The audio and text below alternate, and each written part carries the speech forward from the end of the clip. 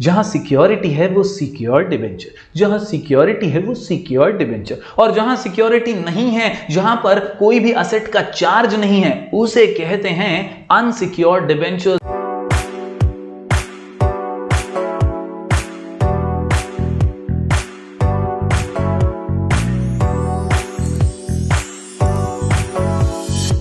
Hello everyone, मैं हूं जयेश राजगुरु और स्वागत है आप सभी का इस नए इंटरेस्टिंग यूट्यूब वीडियो में। दोस्तों, हम पढ़ रहे हैं क्लास 12th का एसपी यानी सेक्रेटरियल प्रैक्टिस और हम पहुंच चुके हैं chapter number 2 sources of corporate finance पर। आज के इस वीडियो में हम जानेंगे टाइप्स ऑफ डिबेंचर्स के बारे में। दोस्तों, अगर आप इस चैनल पर नए हैं तो जरूर प्लेलिस्ट में जाइए, वहां आपको चैप्टर वाइज वीडियोस मिलते रहेंगे। आपको एसपी, इकोनॉमिक्स, ओसीएम के चैप्टर वाइज वीडियो मिलेंगे, तो जरूर एक बार प्लेलिस्ट सेक्शन में जाइएगा। अगर नए हैं तो जरूर चैनल को सब्सक्राइब कीजिए, बेल आइकन दबाइए, क्योंकि यहां आपको लगातार ऐसे ही इंफॉर्मेटिव वीडियोस मिलते रहेंगे। तो दोस्तों, जब बात आती है डिबेंचर्स की तो याद रखिए ये एक लोन है, ये एक डेट है जो कंपनी ने लिया है, जहां पर इसे हम बोरोड कैपिटल का नाम दे सकते हैं। दोस्तों, बोरोड कैपिटल यानी पराया पैसा, और इसी का नाम है डिबेंचर्स। दोस्तों, debentures are one of the principal sources of raising borrowed capital to meet long term and medium term financial needs, यानी अपनी लॉन्ग टर्म और मीडियम टर्म फाइनेंशियल नीड्स को पूरा करने के लिए, जरूरतों को पूरा करने के लिए जब पैसा कम पड़ जाए तो ऐसे में कंपनीज डिबेंचर्स इशू करती हैं। Over the years debentures have occupied a significant position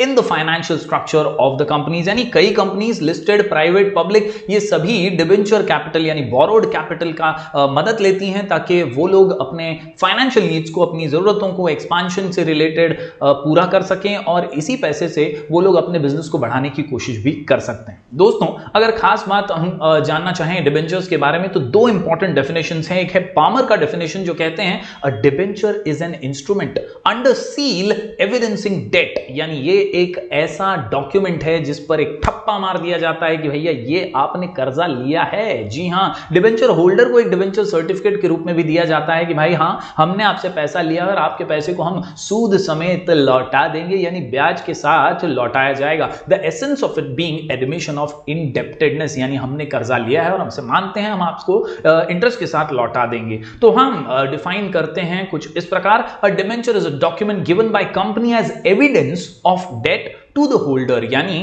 एक प्रूफ की तरह हर कंपनी जो डिबेंचर्स इशू करती है वो एक प्रूफ की तरह डिबेंचर इशू करती है, डिबेंचर होल्डर को देती है जिनसे भी उसने ये कर्जा लिया है या कैपिटल रेज किया है, usually arising out of loan and most commonly secured by charge. Secured by charge का अर्थ होता है कि भैया डिबेंचर होल्डर को गारंटी के रूप में कुछ असेट्स का चार्ज भी दिया जाता है कि कल को अगर कंपनी का ठन ठन गोपाल हो जाए तो कंपनी जो है वो पैसे कैसे चुकाएगी, तो कुछ असेट्स का चार्ज भी जो है, कंपनी के जो वैल्यूएबल असेट्स होंगे उसका चार्ज भी डिबेंचर होल्डर को दिया जाता है। According to the about definitions my dear students, याद रखिए debenture is an evidence of indebtedness, यानी हम आपके कर्ज बाजारी हैं। Yes, it is an instrument issued in the form of debenture certificate under the common seal of the company. तो इस प्रकार आप समझ सकते हैं डिबेंचर होते क्या हैं। ये क्विक रिकैप मैंने दे दिया दोस्तों, पिछले वीडियो में भी हमने ये बात की थी।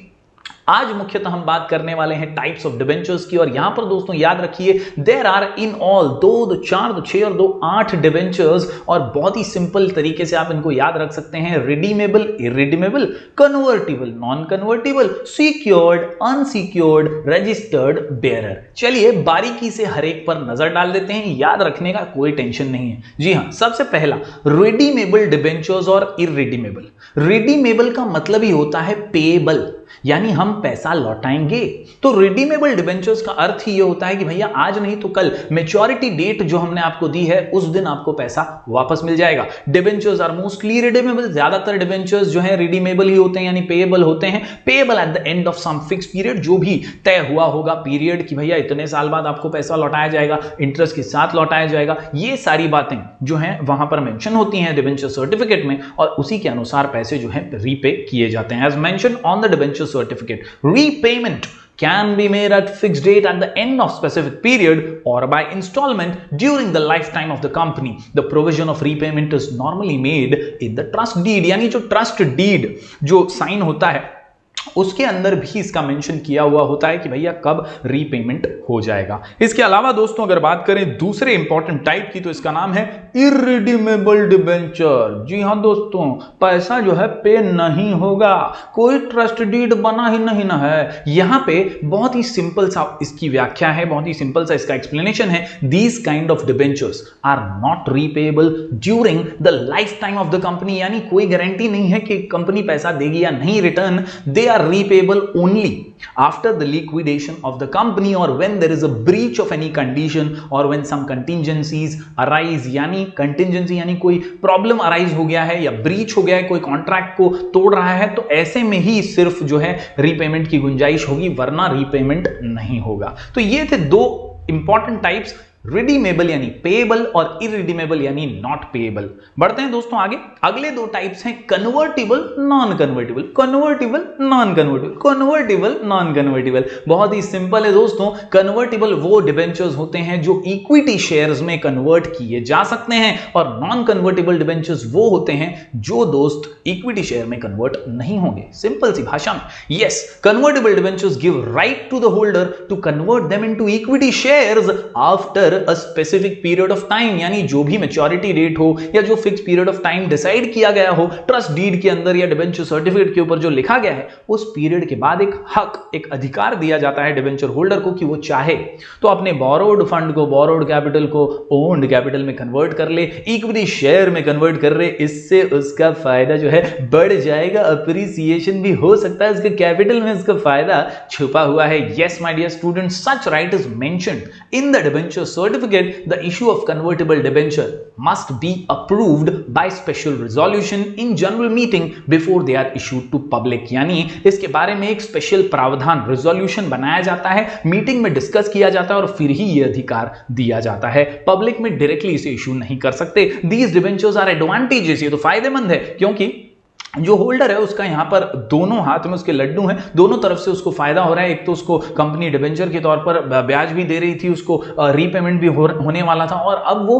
इक्विटी शेयर यानी कंपनी का मालिक भी बन जाएगा because of this conversion right. Convertible debenture holder is entitled to equity shares at rate lower than the market value, यानी जो मार्केट वैल्यू है उससे लोअर रेट पर उसको इक्विटी शेयर में कन्वर्ट करने का मौका मिल जाएगा। बढ़ते हैं दोस्तों अगले टाइप की ओर, तो ये है नॉन कन्वर्टेबल डिबेंचर। काफी आसान सा। कन्वर्टेबल जो कन्वर्ट हो जाते हैं इक्विटी शेयर में वो अधिकार होता है, लेकिन नॉन कन्वर्टेबल वो हैं जहां पर इक्विटी शेयर में कन्वर्जन नहीं होता। Non convertible debentures are not convertible into equity shares on maturity. जी हां, मैच्योर हो जाने के बाद इक्विटी शेयर में कन्वर्ट नहीं हो सकते। These debentures are redeemed on maturity date, यानी बॉस जैसे ही आपका काम खत्म हो गया, आपका टाइम समाप्त हो गया, तो आपको मैच्योरिटी डेट के बाद रीपेमेंट मिल जाएगा, आपको इक्विटी शेयर होल्डर में कन्वर्जन नहीं मिलेगा।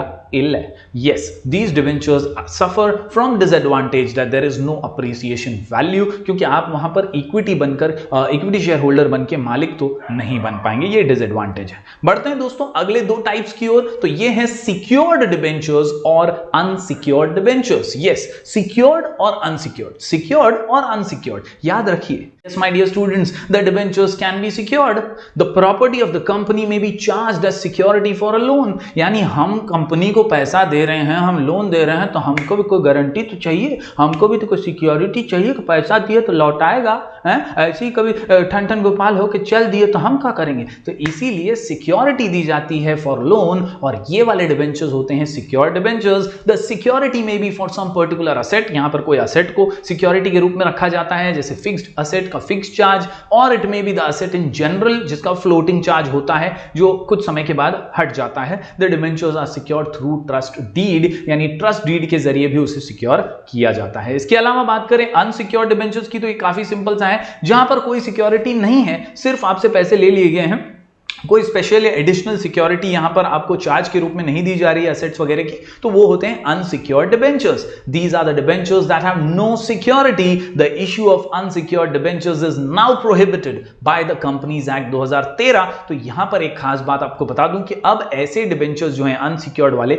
वो इशू नहीं होते हैं। ज्यादातर डिबेंचर्स को सिक्योरिटी दी जाती है, यहां पर कोई एसेट का चार्ज दिया ही जाता है, अनसिक्योर्ड अब नहीं इशू होते। बढ़ते हैं दोस्तों आगे, आखिरी दो टाइप टाइप्स की अगर मैं बात करूं तो यहां पर रजिस्टर्ड डिबेंचर्स और बेयरर डिबेंचर्स। रजिस्टर्ड यानी वो डिबेंचर्स जिनके बारे में सारा कच्चा चिट्ठा, सारा लेखा जोखा जो है रजिस्टर के अंदर मेंटेन्ड है, कंपनी ने सब कुछ रिकॉर्ड के रूप में मेंटेन करके रखा है, उसे कहते हैं registered debentures. Yes, registered debentures are those debentures on which the name of holders are recorded. A company maintains register of debenture holders in which the name, address and particulars of holdings, यानी कितना है, कितना debenture लिया है, कितना borrowed capital raise किया है, वो सबकी बारीकियां जो है उस रजिस्टर में मेंशन की गई होती हैं और वो सारी चीजें वहां पर एंटर्ड होती हैं। The transfer of registered debentures requires the execution of regular transfer deed, यानी अगर आपको ट्रांसफर करना है डिबेंचर्स को रजिस्टर्ड वाले तो वहां पर आपको एग्जीक्यूशन के लिए रेगुलर ट्रांसफर डीड का एक जो सिंपल सा प्रोसेस है वो फॉलो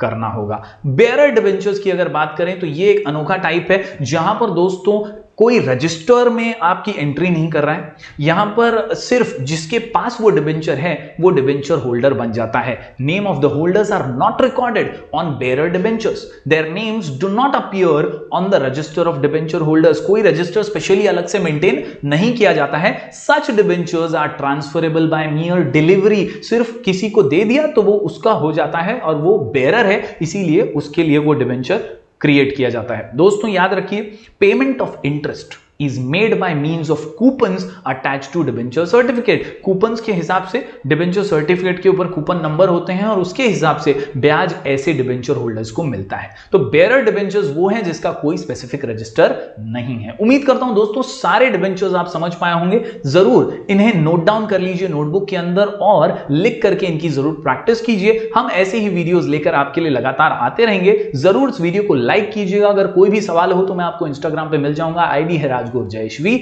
आप हमारे टेलीग्राम चैनल से जुड़ सकते हैं, इसका नाम है स्काई एजुकेशन ऑफिशियल। वहां पर हम रेगुलर नोट्स वगैरह डालते रहते हैं। इसके अलावा आप हमारा ऐप भी डाउनलोड कर सकते हैं। ऐप का नाम है sky education, available on play store. यहां भी हम रेगुलर अपडेट्स देते रहते हैं। तो उम्मीद करता हूं ये वीडियो आपको पसंद आया होगा।